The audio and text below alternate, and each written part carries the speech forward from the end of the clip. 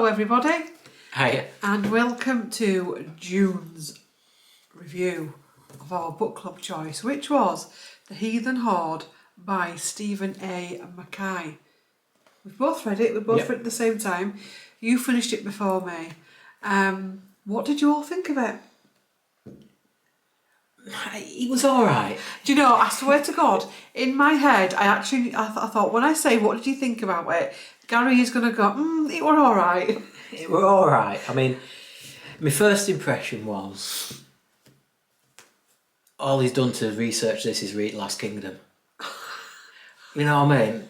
That was my first impression. Yeah. And then we had a bit of a discussion about it, and you said, well, you listen to the podcast, don't you? Yeah, and I'm sure he else says that it didn't do, I'm sure. Don't quote me on it. That you told me that he did it on Wikipedia. Yeah. And it's like,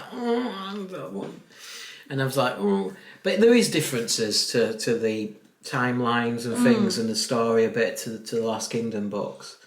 But I just found it, I've read a few books like this where it's more historic context. So your heroes are the historic figure, like Julius Caesar. I've read one with Julius Caesar. I've read one about Napoleon and Wellington, where they're the main people, and they are difficult because they're real people, and it's difficult to get right under them skins of real people, rather than fictional characters, where you can you've got that impression of what real people are like. Yeah. But a fictional character, it can be anything you want it to be, really, can't it? Because I've never realised that in historical fiction books.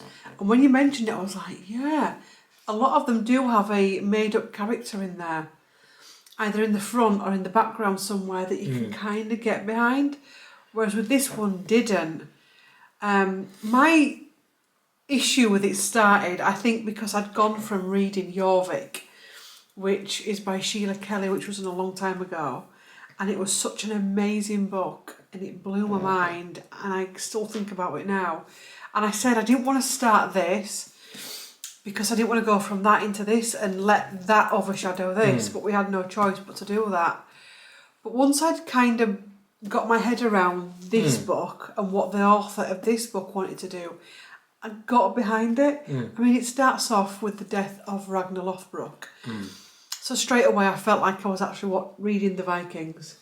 Yeah, but he didn't die in the way he died in the Vikings. No, he didn't, did he? No. No, because they're still kind of unsure of how he may have died. It was the person supposed to have killed him, although the King of Wessex was supposed to have some kind of input, and he didn't in the book, like he did in the Vikings. He had massive input, didn't he? Yeah, I think they do play with these things a bit. Well, don't I don't think there's a proper historical record, so it is difficult to find out what really happened. So it is more fiction than history when you go back that way, anyway. Well, some people claim that Ragnar is fictional, don't they? Well, yeah. I have to stop myself then for saying something else. What? About things being fictional. Yeah, well, don't they, Gary?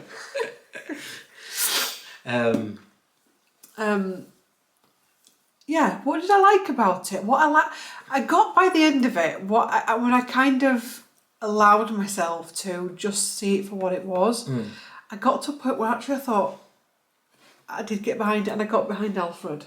Yeah, I think I did at the end. And I actually think that the author himself, I felt that in the book, that the more that he wrote, the more he got behind it. Possibly, it makes sense, yeah. Because he did say, didn't he, in his bit at the back, that he'd never really given him much thought until this book. And I think you could tell that. Yeah. At the beginning, I think he was just somebody crossing the I's and dotting the T's. And by end of the book, he might have got a bit more into the characters. His wife, who doesn't come across very well in Last Kingdom, does she? No, but she comes a lot better in this one. But she was always a loving wife in the Last Kingdom for Alfred. But so yeah, maybe the fictional character is his right hand man in the book, possibly, because he's got a bit of a jokey side to him, hasn't he? I can't remember if it's the same name as his bodyguard in the Last Kingdom, though, so it might not be. I was fictional. thinking that, but I can't. I can't remember. Excuse me. That's the trouble when they use the old names as well, the old Saxon names. It's hard to remember. So we aren't looking it up, which can't be bothered. I'm not sure, but that could be that one of the fictional characters in the book potentially, because he did have, you could get behind his character a little bit. I think by the time it got to the end, you were behind Alfred. Yeah. I just, the amount of people that turned their back on him as well towards the end. It must have been terrifying, that. Yeah, definitely. Yeah, this is what happens, is it, if you become an unpopular king because you don't keep people's wealth. Yeah, and you don't do the bidding of the powers that were. And that's what happens. They kind of destroy you or turn their back on you.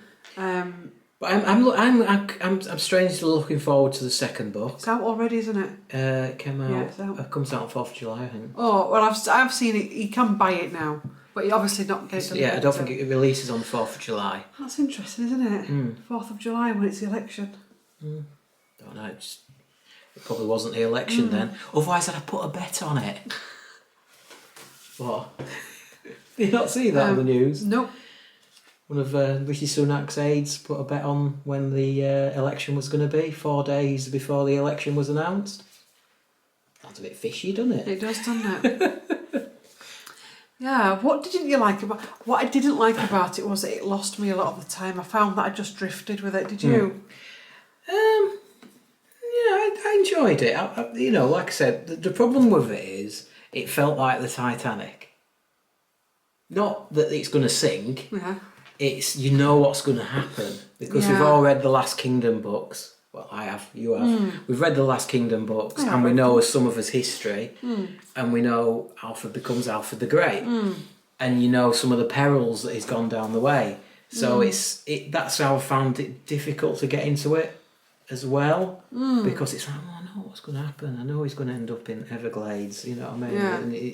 And I know he's going to be hunted by bloody Gothram. And that's how it. So, and that's what we'll be looking for in the second book. But yeah, I still enjoyed it at the end. Yeah, I did. It did enough for me to want to read the next one. Yeah. Which is, I think, what every good book needs to do, really. You know what I mean? You've got to want to read another one, otherwise there's no point doing like a sequel of books. What do we think to this condition he seems to have? I can't remember this week, but I've listened to a podcast where they wonder, was it you that said it? I think it's in the back of the book, isn't it? Is it? Is it in the back of the book? Because Yeah. we've been listening to their podcast, because sometimes they do repeat themselves on that. They don't know if it's IBS, they don't know if it was Crohn's disease. Or if it was in the head. I could have as a punishment. Yeah. Oh, well, if it was God-given, he thought it was. But it could have been psychological. He thought God had punished him, so God has punished him. He's brought it on himself. Yeah. You know what I mean? I think in the book as well, it says stress bringing on IBS. I know I got IBS when I was going through my exams at school, and that kind of springs true. That you can get that kind of thing when you're going through the biggest stress of your life. And what's more bigger stress in your life than becoming King of England? Oh yeah, and back in this King of Wessex. Yeah. Back in the day, and having to deal with all that. So that's got to be quite stressful. And at the start of the book, he's the brother of the King of England, and he's the Earthling or whatever it's called. Yeah. He's the Prince of Wales. He's the next in line. I think it's fascinating when you try and figure out the illnesses that they all had. They do a lot of that with Henry VIII now, don't they? Trying to, sometimes it's schizophrenia, diabetes. He fell off his horse, didn't he? Yeah, but there was other issues there as well. And there's a historian I watch, I can't remember her name, on TikTok, that goes back and looks at the historical notes and sees what actual conditions they had. Like a lot of them that went mad, they now think it could have been dementia and all of that kind of stuff. Oh yeah, that definitely makes sense. Bleeds in the brain, strokes and stuff that, how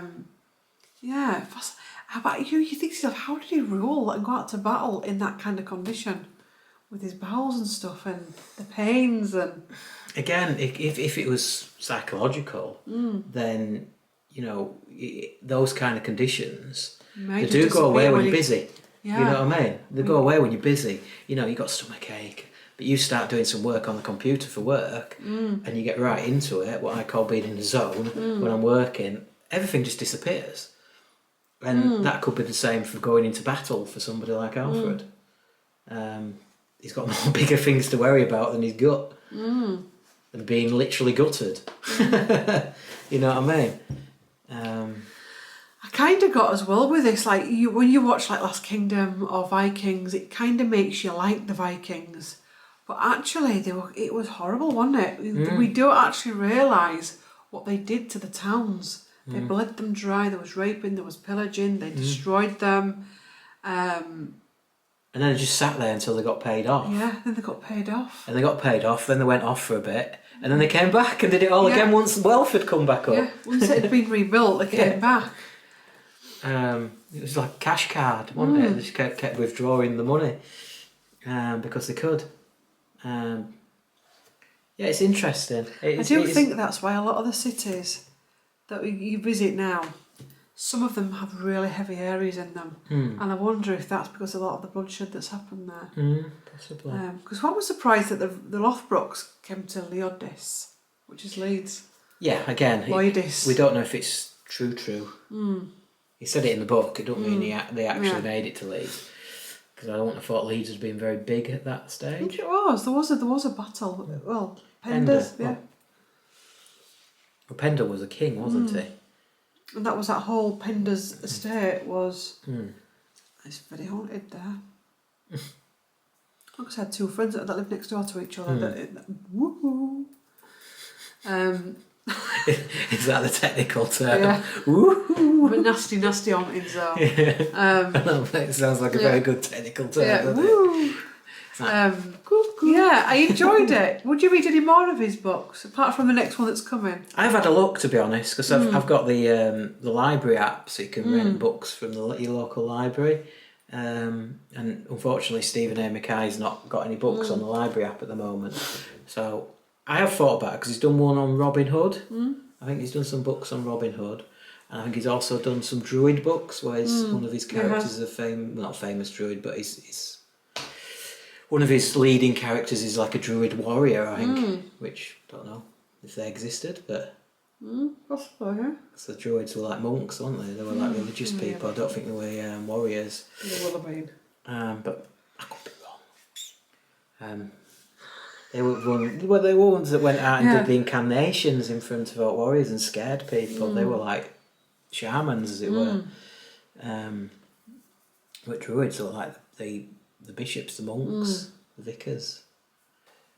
But yeah, might have a read of it. I'm going to put myself off now, aren't I? I know, you talked yourself out of that one, didn't you?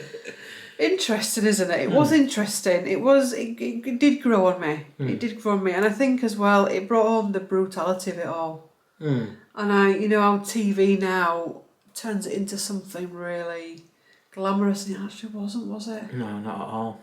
It was actually really nasty. But then, like you said, the Saxons had done it, hadn't they? And the Saxons Romans did it. had done it. Yeah, the Saxons did it prior to the.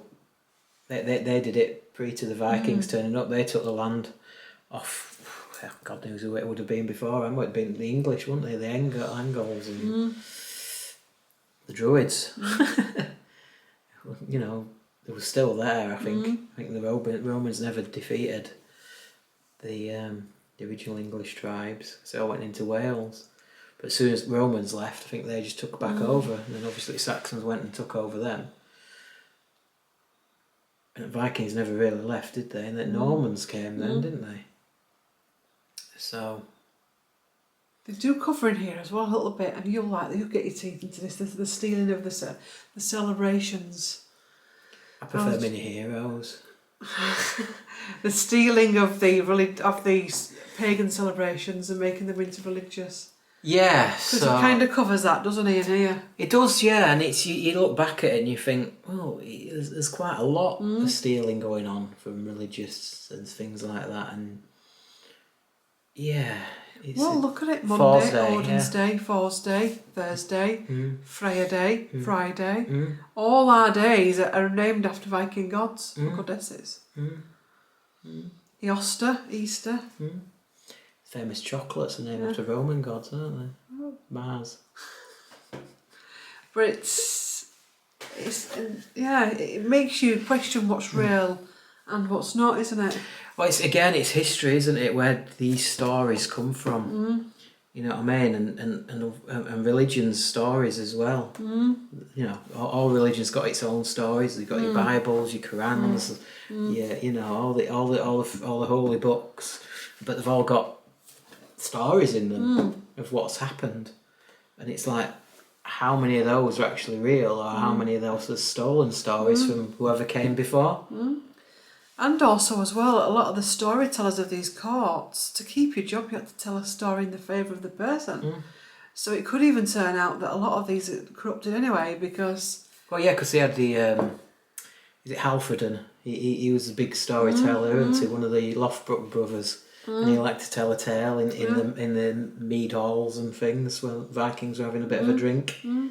And that's one of the stories in the book, isn't it? Where he's quite a good storyteller. And they're always going to make it a bit better, aren't they? You know, because each time it gets told, somebody adds something onto it. Chinese whispers, isn't it?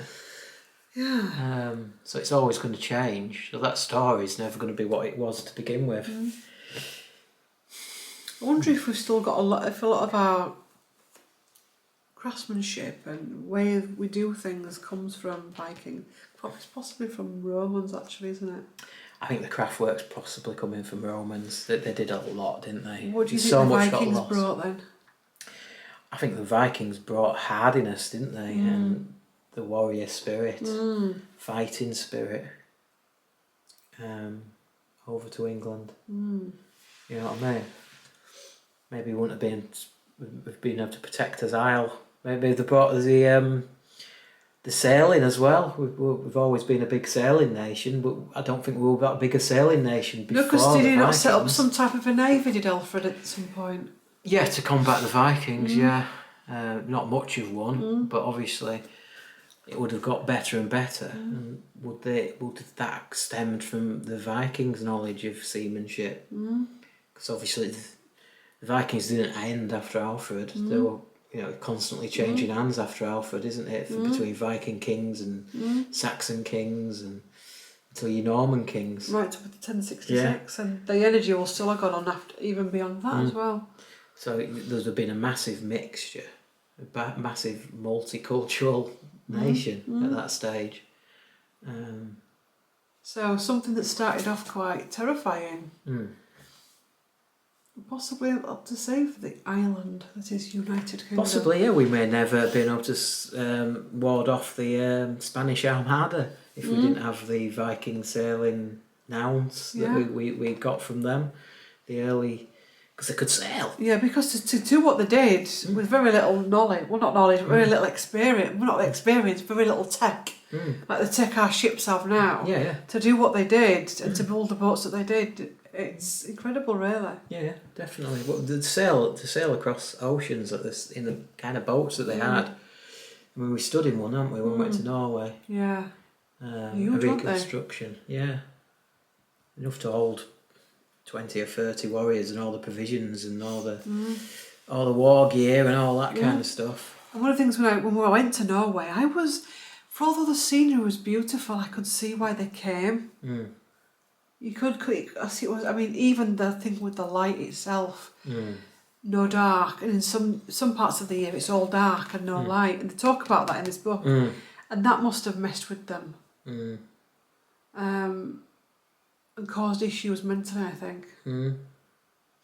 So you can see why they needed to get out of there and come back to something. Oh well, because don't they reckon as well that we were all joined up at one point? It was a book I was reading about Norway, that something happened and it separated England from Norway. That at one point we were together. They said to come back. And you think you go through that, and you look at football's on it now, and there's always worries about football hooliganism and stuff like that. It's not the same as going Viking. Your fans going off to another country, taking over cities, bars, fighting, scrapping. Yeah. You know what I mean? Isn't that kind of DNA potentially? Yeah, it's coming out. You know, I thought of that. You would see that kind of DNA. I'm sure in a lot of these football fans, they've probably got some Viking DNA in them to be able to do those kind of things. And also now as well, a lot of people are getting back into touch with their spirituality. A lot of people doing runes, tarot, all kinds of things that will have come back over with these people. So it's always been in the DNA. It's just now starting to come back out again. Weird that, isn't it? Because in the Victorian times, you didn't see like lavish behaviour, did you? Not like you do now. No. Everything would have been It was all the us and them, though, wasn't it? Back then, you know what I mean. You were either a peasant or you were a rich person, and nobody gave a rat's ass what the peasants did to each other a lot of the time. Yeah. Very interesting. Did you enjoy the book? What did you think? Was it your favourite one so far? Was it the worst one so far? Would you read it again? Are you going to read the next one that comes in? What did you take from it? Would you take a recommendation for other books, other authors, like Bernard Cornwell? If you like this, you'd love Bernard Cornwell. If you've never read Bernard Cornwell's books, like I say, you might have seen some of the TV shows, Last Kingdom, Sharp. Yeah.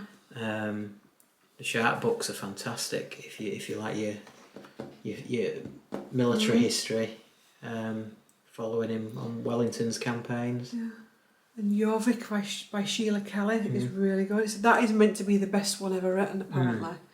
That's well worth a read. Yeah, I do like this part of history, even though it's bloody and brutal. And Jorvik Museum in York is a good one to visit, isn't it? I've been enjoying his mate's books though, Matthew Haffey. Yeah, I've read those as well. I've not read them all yet. I've read the first 4 or 5, and I do enjoy those books. They are very similar to The Last Kingdom. There's the built-in history, but they've got a character to build on with his band of brothers, as it were, that you're following around. Yeah, because they're based in Bamborough Castle and Northumberland, and they go to Matthew Haffey. So that's his mate in his podcast as well. Yeah, I'll put the podcast underneath in the description. I'll put Matthew Haffey's link. I'll put his link in. So, are you ready for July? Oh, I can't even stuck to the table. July's book club choice is Learned by Heart by Emma Donoghue. Historical fiction, again. It will be historical fiction until next year, it will change. And this is based on Anne Lister and the relationship she had when she was in boarding school with another girl. So, July 2024 is Learned by Heart by Emma Donoghue, and I will put that in the description as well. You can get this from Amazon, you can get it from World of Books, you can get it on Kindle, and yeah, it's got some good reviews. I've not read it yet, obviously. How long's it been out? It's been out since 23. Yeah, so you might be able to get it from the library as well. Yeah, you're going to join us on. Maybe not. Maybe not. No, because it ain't the whole thing. I mean, what we'll try and do is next year we'll try and sit down together and bring some different ones. We are going to bring some different ones in. I originally was going to say this is going to be a historical fiction book club, but we'll broaden our horizons. Yeah.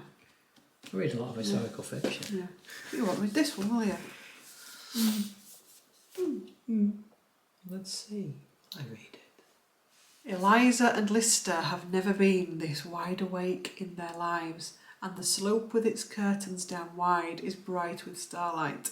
The question Eliza's been needing to ask swells like a great berry in her mouth. What?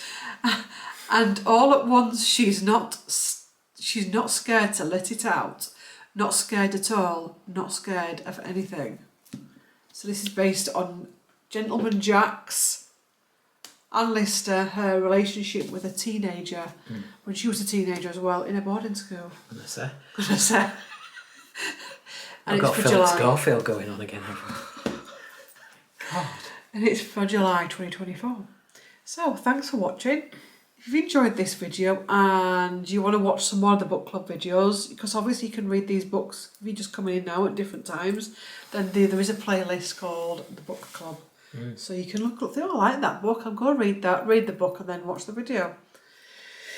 So yeah, Enjoyed reading along with you energetically and via the airwaves. Thanks. If you get to this video and you want to make a comment but not sure what to put, leave us a shield and a sword and a crown boat emoji or a boat. Something to do with Alfred, United Kingdom, the Vikings. Just write great. Yeah.